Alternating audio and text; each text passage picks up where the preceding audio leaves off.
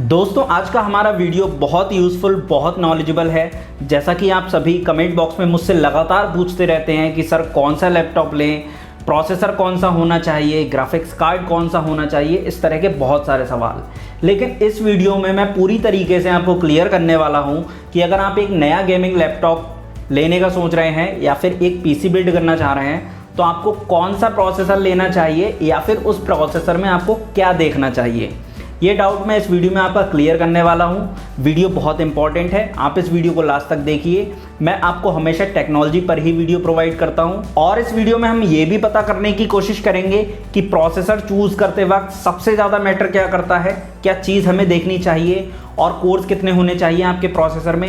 ये सारी चीज़ें हम कवर करेंगे। दोस्तों जानने के लिए वीडियो लास्ट तक देखते रहिए। नमस्कार, मेरा नाम है अरुण, आप देख रहे हैं technical drops, learn something technical which is important for you.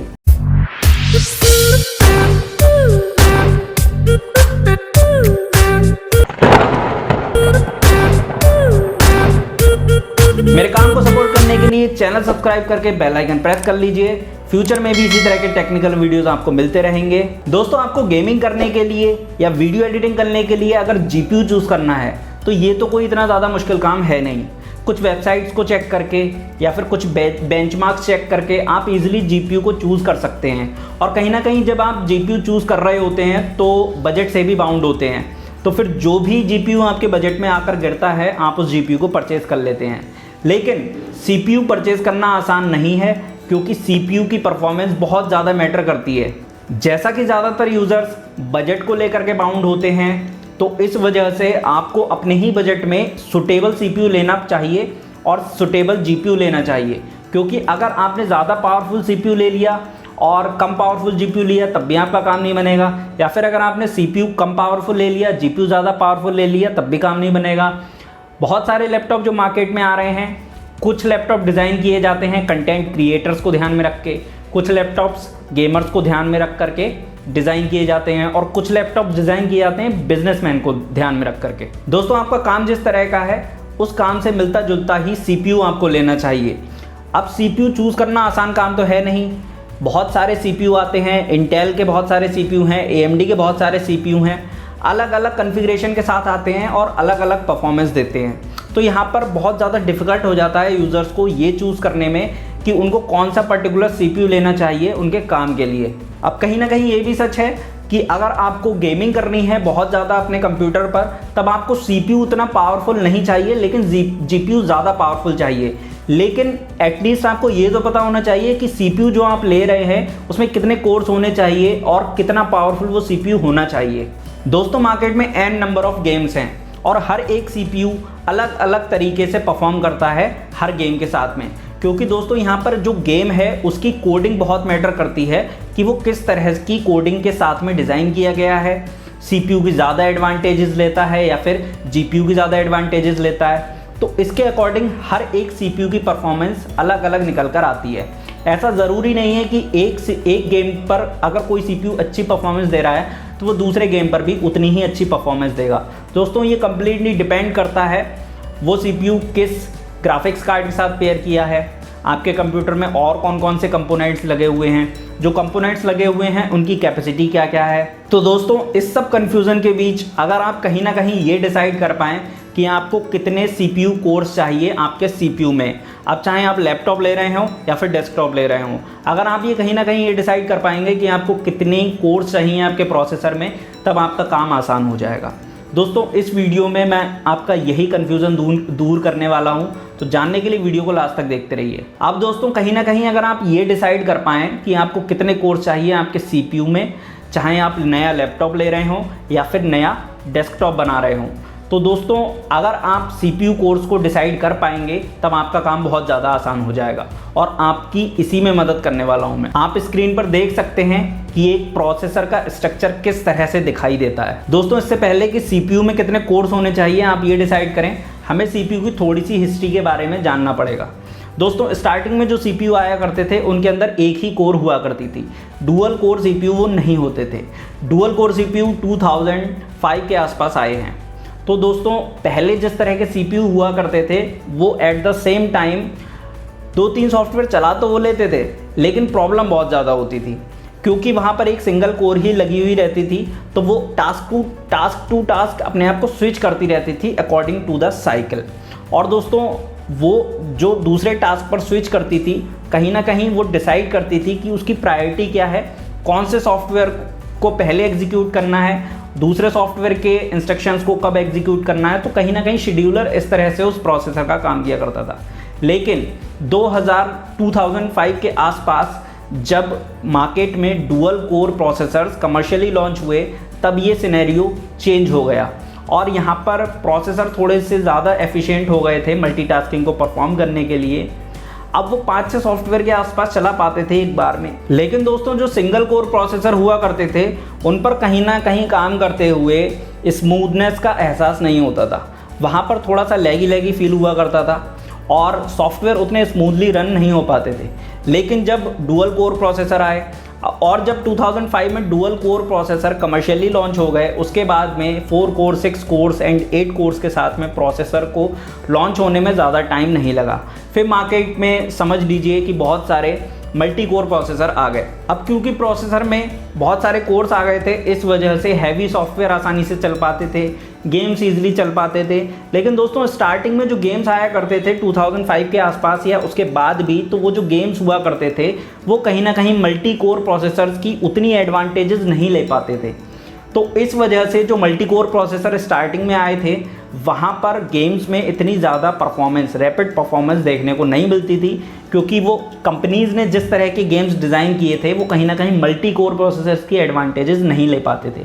लेकिन धीरे धीरे कंपनीज़ ने इस क्राइटेरिया को भी समझा और इस ट्रेंड को समझा और उन्होंने अपने गेम्स को इस तरह से ऑप्टिमाइज़ किया ताकि उनके गेम्स जो हैं ज़्यादा से ज़्यादा कोर्स के एडवांटेजेस ले सकें, मैक्सिमम यूटिलाइज कर सकें प्रोसेसर को, तभी परफॉर्मेंस ज़्यादा निकल कर आएगी। और दोस्तों ऐसा होते होते आज की डेट में हमारे गेम्स इतने ताकतवर हो चुके हैं कि वो क्वाड कोर प्रोसेसर की एडवांटेज ले सकते हैं, 6 कोर के प्रोसेसर के एडवांटेज ले सकते हैं, 8 कोर के प्रोसेसर की एडवांटेज ले सकते हैं। सो दोस्तों ये पूरी तरीके से गेम पर डिपेंड करता है कि वो किस तरह से कोड किया गया है, वो कितने कोर्स को यूटिलाइज कर सकता है।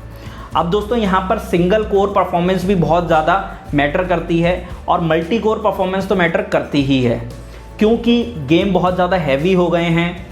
डेली उनमें नए नए इम्प्रूवमेंट्स किए जाते हैं। आपको पता है कि गेम्स के लिए अपडेट आते हैं, लोग नया गेम डाउनलोड करते हैं या फिर पुराने गेम को अपडेट करते हैं। तो ऐसे में कहीं ना कहीं CPU के लिए चैलेंजेस बढ़ते जाते हैं। सो दोस्तों इन 2020 अगर आप एक नया लैपटॉप लेना चाह रहे हैं, गेमिंग लैपटॉप, या फिर PC बिल्ड करना चाह रहे हैं, तो कहीं ना कहीं आपके कंप्यूटर में 6 कोर्स होने चाहिए, ठीक है।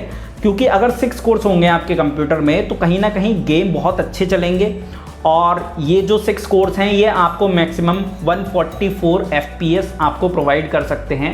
ये पूरी तरीके से डिपेंड करेगा कि कौन सा आपने ग्राफिक्स कार्ड उस पर्टिकुलर प्रोसेसर के साथ में अटैच कर रखा है।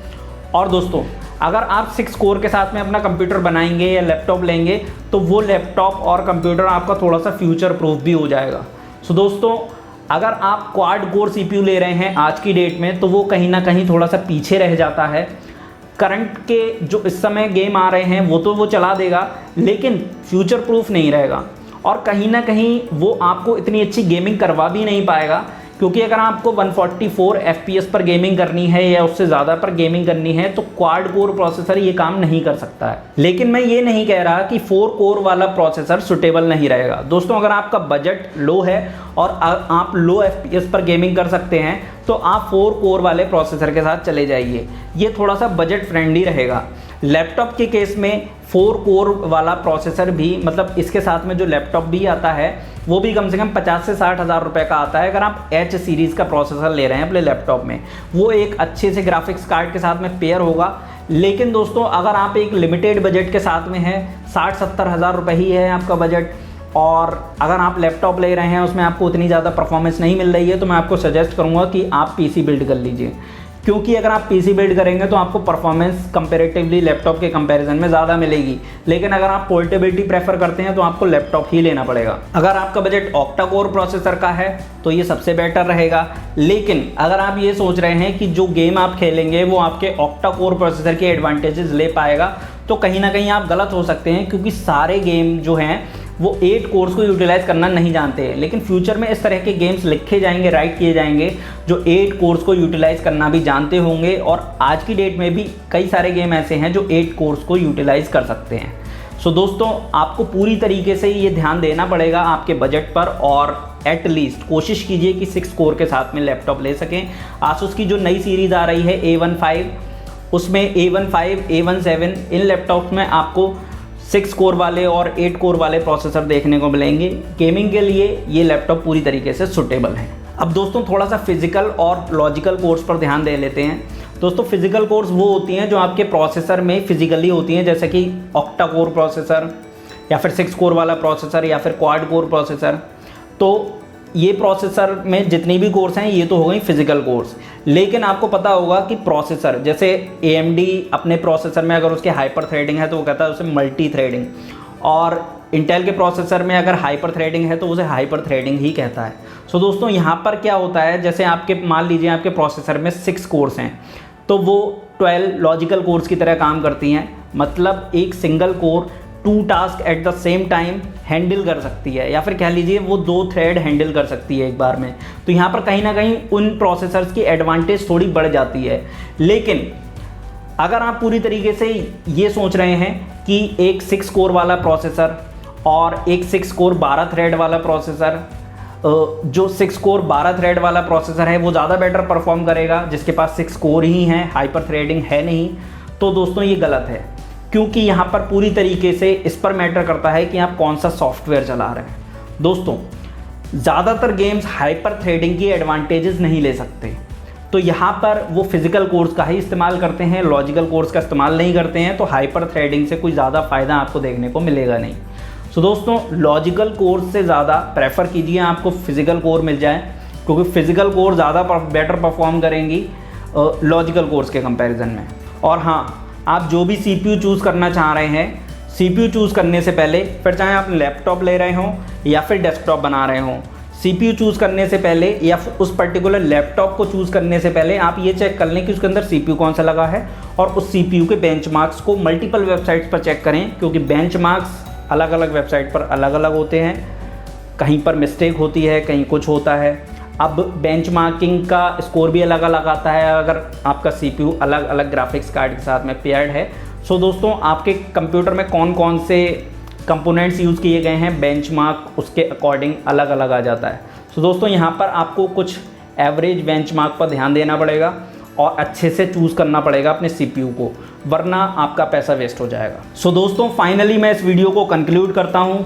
कोशिश कीजिए कि आप 6 कोर के साथ में अपना लैपटॉप खरीद सकें या PC बिल्ड कर सकें। 8 कोर्स रहेंगे और भी ज़्यादा अच्छा रहेगा, फ्यूचर प्रूफ हो जाएगा। और 6 कोर्स से कम का लैपटॉप या फिर डेस्कटॉप मत बनाइए, वो ठीक नहीं रहेगा। और इसके साथ में आप हमेशा ध्यान रखें कि अगर आप 6 कोर वाला प्रोसेसर ले रहे हैं या फिर 8 कोर वाला प्रोसेसर ले रहे हैं तो उसी के साथ में आप एक अच्छा सा GPU भी पेयर करें। अगर GPU अच्छा सा पेयर नहीं करेंगे या फिर लैपटॉप आप कोई ऐसा चूज़ कर लेंगे जिसमें CPU ताकतवर लगा हुआ है, GPU उतना ताकतवर नहीं है, तो फिर कोई फ़ायदा नहीं रहेगा। और वाइस वर्सा, आप जो है CPU कम पावरफुल भी नहीं ले सकते हैं अगर ग्राफिक्स कार्ड ज़्यादा पावरफुल है। तो यहाँ पर अच्छा सा बैलेंस बनाना ज़रूरी है। दोस्तों, आज मैंने इस वीडियो में आपको जो भी इन्फॉर्मेशन प्रोवाइड की है, आप मुझे नीचे कमेंट बॉक्स में कमेंट करके ज़रूर बताइएगा कि आपको ये इन्फॉर्मेशन कैसी लगी। मेरी समझ से मैंने आपको अच्छी इन्फॉर्मेशन प्रोवाइड की है। फ्यूचर में मिलता हूँ मैं आपसे किसी और वीडियो के साथ, तब तक के लिए नमस्कार, जय हिंद।